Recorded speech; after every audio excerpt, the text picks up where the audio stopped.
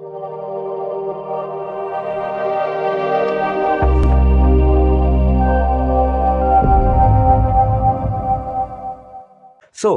Indian ফুটবলে আর একটা খুব ইম্পর্টেন্ট টুর্নামেন্ট স্টার্ট হয়ে গেল, AIFF super cup.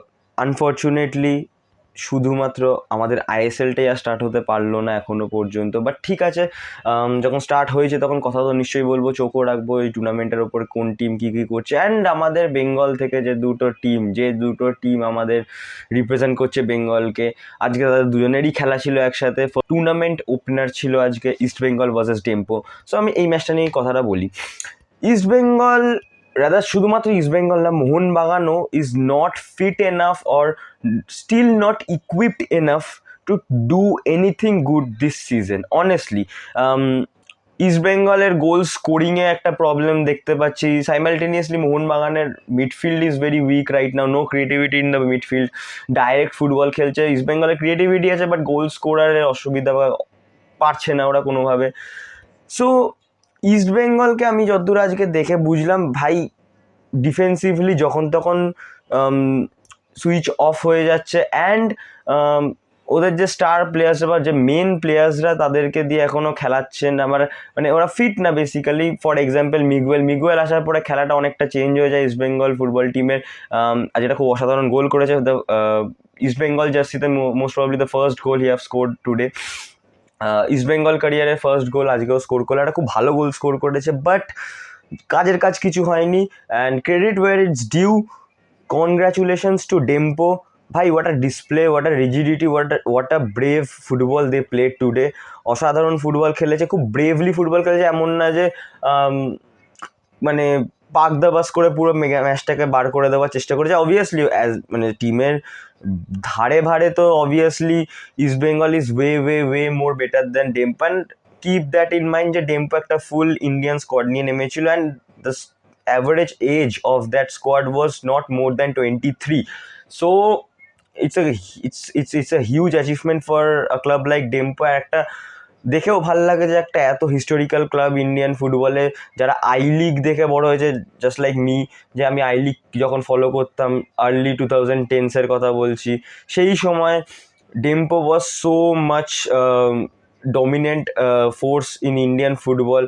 Not only Dempo, অনেক গোয়ার টিমই ছিল সেই সময়, চার্চিল এখনও খেলছে, যাই হোক। তো তাদেরকে একটা কুডোস জানাতেই হয় আজকের খেলাটার জন্য, আজকের রিজিডিটির জন্য, যেভাবে ওরা ইস্টবেঙ্গলকে আটকে দিল। অ্যান্ড ইস্টবেঙ্গলের যখন তখন ডিফেন্সিভ ল্যাপস হয়ে যাচ্ছে, গোল স্কোর ঠিকঠাক করতে পারছে না, ঠিক সময় করতে পারছে না, এত চান্স ক্রিয়েট করার পরেও দুটো গোল, তারপরে ডিফেন্সিভ ভুলের জন্য দুটো গোল হজম করা। অস্কার ব্রুজন প্রি ম্যাচে বলেছিল যে আমার একটা ইন্টেনশন ছিল, মানে অস্কার ব্রুজনের একটা ইন্টেনশন ছিল দেবজিৎকে স্টার্ট করানোর, বাট উনি পরে এটাও বলেছিলেন যে দেবজিৎ ফুললি ফিট না বলে স্টার্ট করাবেন না। বাট যখন আজকে লাইন আপস এলো তখন আমরা দেখলাম দেবজিৎ ফার্স্ট 11-এ ছিল। Honestly speaking, East Bengal needs a good goalkeeper. Yes, I'm not saying that Devjit or Prabhsukan Gill is bad, but there are good goalkeepers than them in Indian football right now. দেখো, Indian ফুটবলে গোলকিপারের পেছনে কেউ foreigner স্লটটাকে নষ্ট করে না। So আমি Indian ফুটবলই ওই জন্য বললাম, চাইলে তো গোলকিপারও নিয়ে আসতে পারে, বাট কেউ ন্যাচারালি করে না। তো ইন্ডিয়ান সার্কিটে অনেক ভালো ভালো ওদের দুজনের থেকে বেটার গোলকিপার্স আছে এখন। East Bengal can try a new goalkeeper, but আপাতত এখন উইন্ডো শেষ হয়ে গেছে, ট্রান্সফার উইন্ডো। সো এখন যে ইকুইপমেন্টসগুলো ইস্ট বেঙ্গল টিমের কাছে আছে, যে প্লেয়ার্সরা আছে, তাদেরকে নিয়েই চালাতে হবে। ফিটনেসের একটু অভাব দেখতে পাচ্ছি টিমটাতে, নট অনলি ইস্ট বেঙ্গল, মোহনবাগানেও ফিটনেসের খুব অভাব আছে। আমি আসবো মোহনবাগানে, বাট যেটা বললাম যে credit where it's due, congratulations to Dempo. একটা এত হেভিওয়েট ইস্ট বেঙ্গল সাইডকে এত বছর পর একটা heavyweight East Bengal side, because East বেঙ্গলকে অনেক বছর পরে একটা ভালো টিম, একটা ভালো স্কোয়াড হিসেবে মনে হচ্ছে। লাস্ট ইয়ারও ছিল, বাট আনফর্চুনেটলি ইনজুরিজের জন্য ওরা খুব একটা বেশি ভালো কিছু করতে পারেনি। বাট এই বছরে দেখা গেছে যে ইস্ট বেঙ্গল ভালো খেলছে, ভালো স্কোয়াড সাজিয়েছে, ভালো প্লেয়ার্স ইনক্লুড করেছে, ভালো ফরেনার্স, ইন্ডিয়ান প্লেয়ার্সরাও ভালো। তো তাদেরকে নিয়ে একটা খুব ভালো স্কোয়াড সাজিয়েছে। আশা করবো যে ইস্ট বেঙ্গল টুর্নামেন্টটাতে ফিউচারে কিছু একটা ভালো করুক, বা আইএসএলেও কিছু একটা করুক। সুপার কাপে ফার্স্ট ম্যাচটা ড্র, আর মোহনবাগান উল্টো দিকে জিতে যাওয়ার জন্য ইস্ট বেঙ্গলের উপরে একটা বাড়তি চাপ এসে গেছিলো, বিকজ গ্রুপ ডিসাইডার এই দুটো টিমের ম্যাচটাতেই হবে অবভিয়াসলি, কারণ আই ডোন্ট থিঙ্ক চেন্নাইয়ের কাছে ইস্টবেঙ্গল হারবে বা পয়েন্ট লস করবে। করার হলে তো করতেই পারে, but it's football, anything can happen. But আমার মনে হয় না পার্সোনালি যে ইস্টবেঙ্গল চেন্নাইয়ের এগেনস্ট এই স্লিপ আপটা দেখাবে বা স্লিপ হবে। ইট ওয়াজ আ বানানা স্কেল ইন দ্য পাথ, যেমনি কথায় আসে ছোটো টিম তো না, বাট হ্যাঁ 5 বছর 6 বছর পরে ডেম্পো মেন স্ট্রিম ফুটবলে এলো, ইন্ডিয়ান ফুটবলে এলো, তো তারপরে এসে এত ভালো একটা ফুটবলিং ডিসপ্লে দেখালো আমাদেরকে, তো সেটার জন্য কুডোস টু ডেম্পো। এবার আসি হচ্ছে মোহনবাগানের খেলাটাতে। মোহনবাগানের ফার্স্টে আমি যদি লাইন আপ নিয়ে কথা বলি, খুব সারপ্রাইজিং একটা লাইন আপ, যেখানে মানে 6টা বিদেশি 6টা ইউজ করতে পারবে, সেখানে মাত্র 3টে বিদেশি নিয়ে নেমেছিল Molina honestly speaking, Molina and Oscar Bruzon, এদের দুজনেরই decision making is very poor. Maybe এদের মধ্যে একটা কন্টেস্ট হতে পারে যে কে বাজে ডিসিশন মেকিং করছে। অ্যান্ড যদি আমি মিগুয়েল অ্যান্ড রবসনের কথা বলি, দুটো ব্রাজিলিয়ান যে বেঙ্গলের দুটো হেভিওয়েট টিমে এসেছে, অবভিয়াসলি কারেন্টলি টিল ডেট আজকে অব্দি ইম্প্যাক্ট বলো পারফরমেন্স বলো, Miguel is way more higher than Robson right now. যদিও বা রবসন এখনো ফুললি ফিট না, মিগুয়েলও ফিট না, বাট তাও মিগুয়েল প্লেয়িং টাইম বেশি পেয়েছে।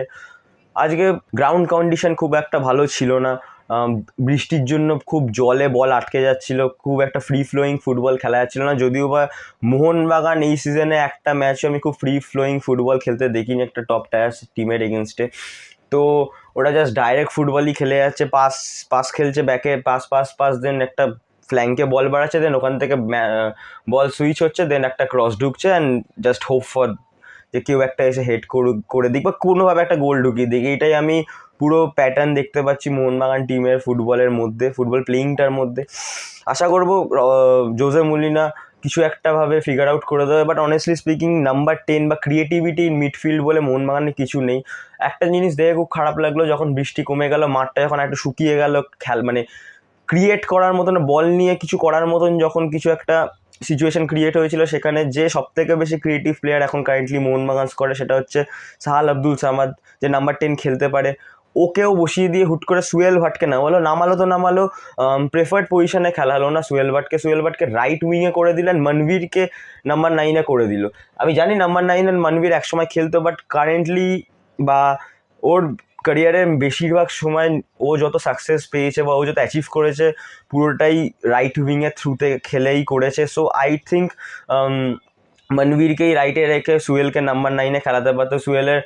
সুয়েল is a good goal poacher to be honest. Last ইন্ডিয়ার ম্যাচগুলোতেও, যখন আন্ডার 23 ইন্ডিয়ার ম্যাচগুলোতেও আমি দেখেছিলাম সুয়েল খুব ভালো স্কোর করেছে, ভালো খেলেছে।